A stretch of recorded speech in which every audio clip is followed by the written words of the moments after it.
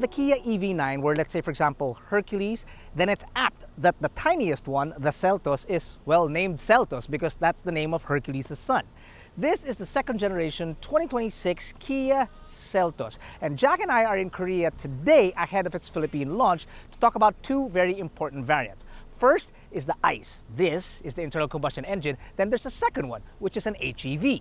What we're in right now is the top of the line version of the ICE variant. Now, while we're not sure about exactly what power and drivetrain we're going to be getting, we right now are driving a 1.6 liter four-cylinder gasoline engine that pushes out 190 horses and 264 newton meters of torque, mated to, Jack, is it a 6-speed? 8-speed. An 8-speed automatic transmission. And on the road, well, it feels great because it's just like any other automatic transmission that Jack and I drive back home. Speed is no issue, getting up to speed is no issue, and power is pretty good. Initial impressions for this unit is, well, interior comfort is pretty good. Jack and I haven't actually had the chance to sit in the back because it's just he and I inside the car. But the cockpit, it feels pretty decent, very updated, and there's a lot of textures that you have. You've got a whole suite of advanced driver assist systems inside this car, including adaptive cruise, which I gotta admit, on long straights like this, it really does help, but don't tell Jack that I actually like what he likes. You have two 12.3-inch screens, one as your infotainment and the other obviously as your instrument cluster. You have buttons immediately for your air controls directly in front, and you've got a suite of charging points all over this car, here up front and at the back. It's going to be kind of unfair to ask us what the NVH feels like because, well, Korean roads are far from what Jack and I are normally used to, let's say for example driving on EDSA. But if we were to compare it to, let's say for example, S-Lex and N-Lex, then I'd say that even at 100 kilometers per hour, the wind noise isn't a bother and the road noise is kept at bay, even though that this car is traveling on 19-inch wheels. Day one saw us driving for about 6 hours. We covered over 260 kilometers and we looked like we've ended up at the end of Korea, really, what it seems like, because that's the ocean already. And this is just half our journey because today we drove the ICE version. Tomorrow we're heading into the HEV. Now, but today though, I gotta tell you, we went through provincial roads, highways, even slow traffic roads where, well, the maximum speed limit was 30 kilometers per hour. We did them all, really. We really drove up and down the country and the roads were beautiful. We had a really great time. Tomorrow, however, I think we're somewhere down south and we're gonna head north, not that far up north, but north enough back into the city using the HEV. And I can't wait to give you our feedback on that.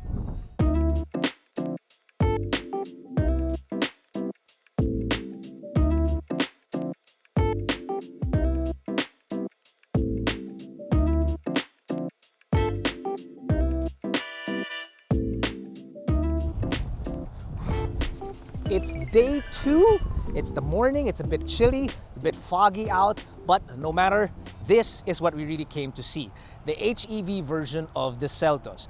The exterior of this car and the interior is similar to that of the ICE, and we'll do a walk around, I promise you we will. But first, let's talk about the big difference between this and the ICE, which is obviously what's underneath the hood. Displacement-wise, it's the same. You have a 1.6 in the ICE, you have a 1.6 here, but that is a turbo, this is not, because it's paired with an electric motor. Now, this can push out 155 horses and 144 newton meters of torque. I said can push out because there is another version that can push out 179 horses and 144 newton meters of torque, because that is an all-wheel drive system where it has a secondary motor.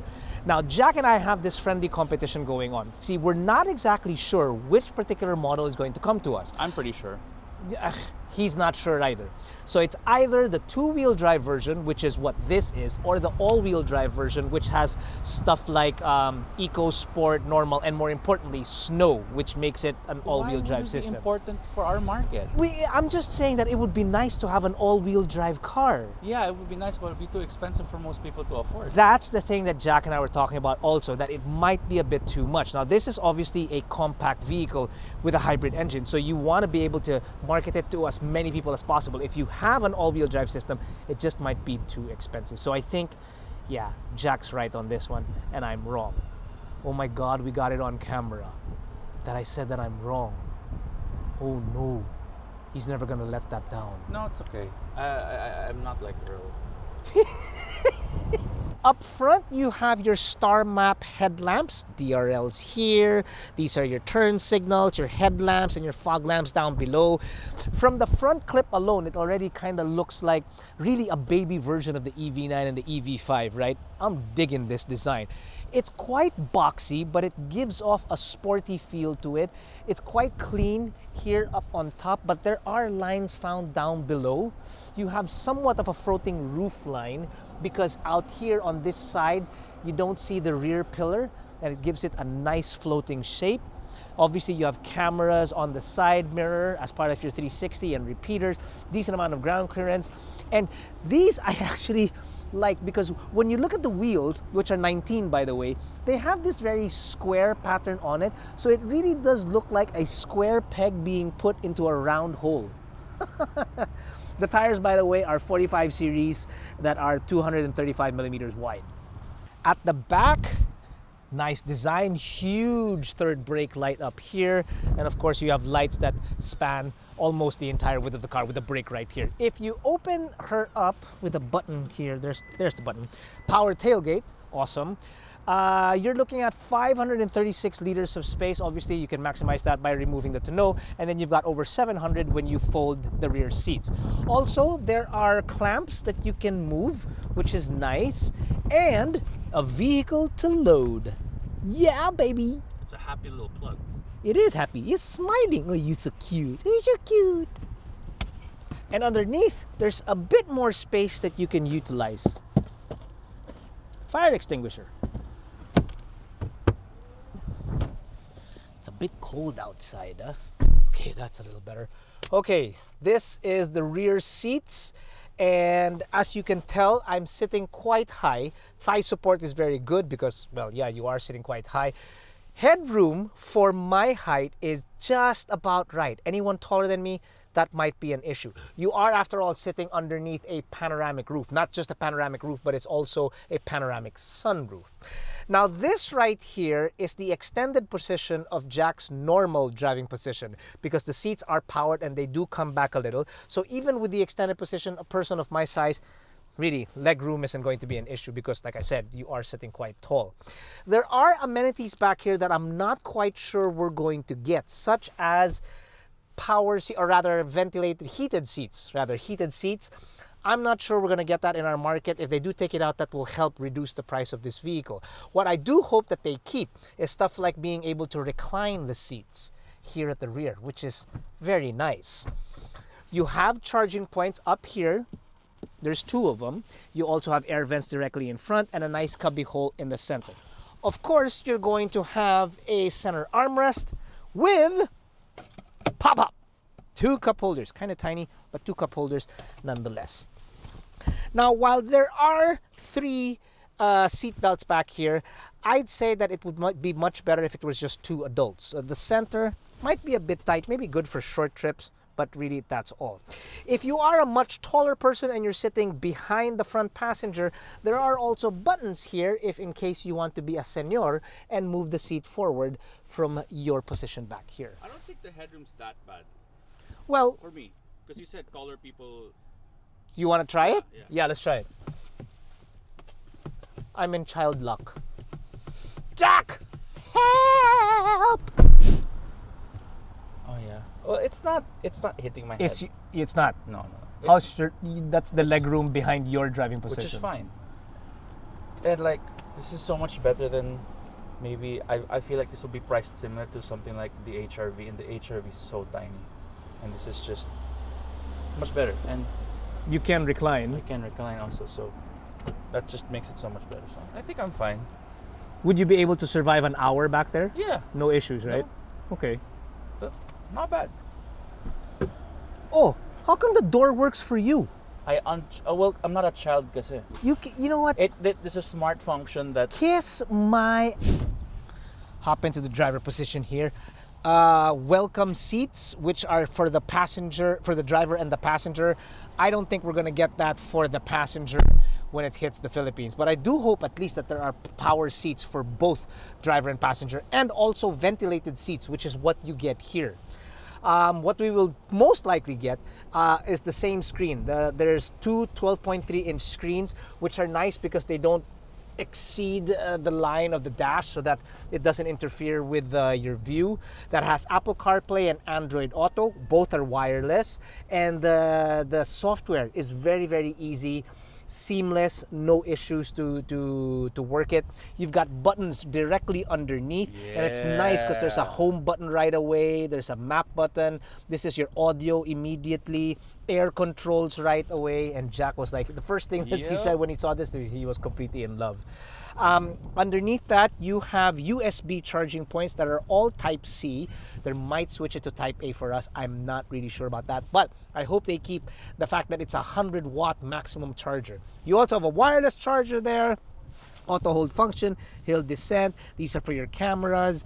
You have bottle holders that just pop out.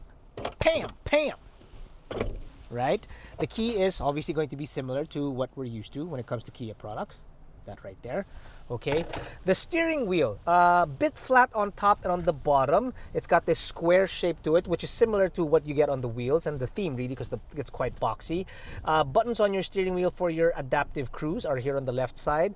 Adaptive cruise because it's a whole suite of advanced driver assist systems inside this car you wouldn't believe. And then your audio controls on the right hand side with your drive modes here at the bottom. Instead of a gear lever in the center, the shifter is on the steering column, as well as your start-stop button. And then on the door, you also have your buttons for your ventilated seats and your seat warmers. Which is, it's only the only time that it's useful is right now. Just now. And Jack and I are probably the only ones, because we're Asian, that will use this. Everybody here is like, dude, it's spring. What's the problem? Yeah. There are people walking around with t-shirts, while Asian me and Jack were like, whoa. I was covered up in a jacket and stuff, and then one of our guys was like, are you not hot right now? It's like, dude, I'm just savoring it as much as I can, because when we get home, it's gonna be hell again. Wall of heat. Whack. when the airplane door opens. Jack, I completely forgot to mention, we haven't talked about the fuel efficiency of this. So is there any way that we can just cut this video and go to future me and then come back to now me? Well, thank you, past me. We have just gotten off the highway. We traveled about 115 kilometers in total. The average cruising speed of that is 110 kilometers per hour. Thank you for that extra 10, by the way, Korea. We were able to achieve 19.3 kilometers per liter. Wow. Well, that's it for the HEV, 19.3 kilometers per liter. Back to past me. The last thing we're going to talk about is its price. While there have been no official statements as to how much it's going to cost when it finally lands in the Philippines, Jack and I have been playing this game trying to figure out exactly how much it might be. Now, in terms of size, this is roughly about the Kona size, HRV size, CX-30 size. But we don't think that it's going to be as expensive as the CX-30. So we figure it might be around the same price as that of the Kona. The Kona comes in at about 1,650, Jack? Something like that. Something like that. Okay. So our estimate would be about 1.6 to 1.8 million Philippine pesos. I'll peg it at 1,725. Of course, Jack is going to say 1,725, just down the line. I would love to see this vehicle start at about maybe 1.4. Yeah, probably for the ICE. Yeah. And then for this HEV, maybe they can start it at 1.6, 1.650. That'd be really great if they could.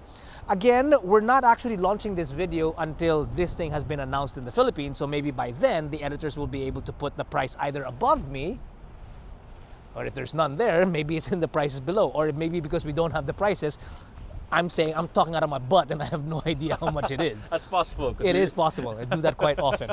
Anyway, thanks for joining us on this walk around. I hope we've at least answered some of the questions that you might need. If you need more questions answered, there's always going to be the AutoDeal app or AutoDeal.com.ph, which is, those services are absolutely free. We hope by the time that this video launches, Jack and I are already in line for this car so that we can give you a proper behind the wheel of it and tell you what our real world driving will give you in the Philippines in sense of its fuel consumption. And at least this time we'll actually be able to use the aircon because the aircon hasn't been on the whole No, ride. there's no heat warmers, steering wheel warmers, butt warmers. Thanks for watching, everyone. Stay safe. We'll see you guys again soon.